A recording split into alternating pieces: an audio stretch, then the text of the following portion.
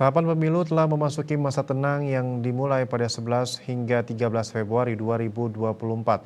Selama masa tenang ini, Satpol PP Karangasem akan membersihkan seluruh atribut alat peraga kampanye atau APK peserta pemilu.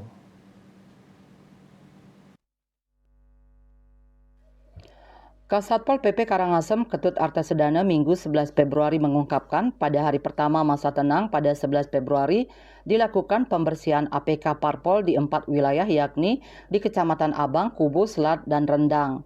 Selanjutnya tanggal 12 Februari pembersihan akan dilaksanakan di Kecamatan Bebandem dan Sidemen serta di hari terakhir masa tenang pada 13 Februari pembersihan dilakukan di Kecamatan Karangasem Manggis.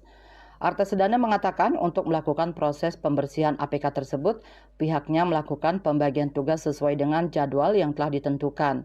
Sejumlah petugas diterjunkan untuk mempercepat proses pembersihan APK tersebut. Divisi Sosialisasi Pendidikan Pemilih, Partisipasi Masyarakat dan SDM, IKD Sukare berharap seluruh parpol para peserta pemilu agar ikut secara bersama-sama menurunkan atribut parpolnya. Karena merujuk Undang-Undang 7 tahun 2017 tentang pemilu khususnya pasal 298 ayat 4 dan PKPU 15 tahun 2023 tentang kampanye pemilihan umum, mereka wajib menurunkan APK yang dipasang. Para parpol diminta bisa menginstruksikan para caleg untuk dapat menurunkan APK yang dipasangnya secara mandiri.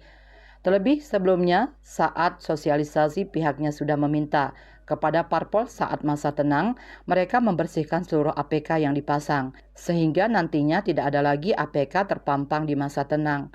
Eka Parananda, Bali Pos melaporkan.